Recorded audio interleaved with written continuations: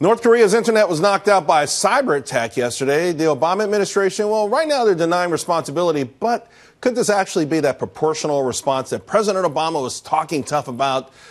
Immunity Inc. senior security researcher Alex McGeorge is with us. Alex, would this be it? Would this be that proportional response we're all waiting for North Korea to get theirs?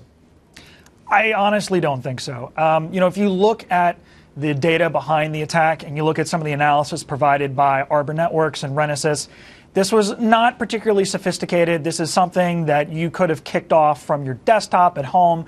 The thing you have to remember is North Korea's connection, the public connection to the internet, is tenuous at best. So it doesn't really take a whole lot to knock them offline.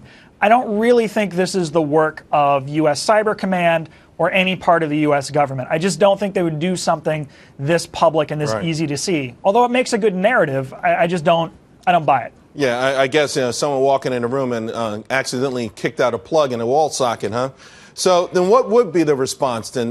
Because I wonder what this means, a proportional response. What would that mean? What could we do to North Korea that would be proportional to what they've done to us?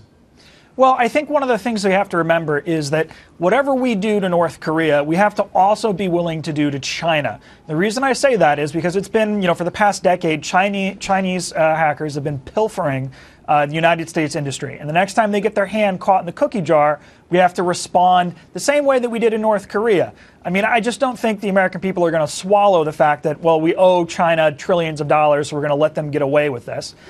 So I think what's really going to happen is not going to be the cyber domain, partially because we just don't need to do that. I think an economic sanction is going to be much more viable, and it's a weapon that everyone knows we have.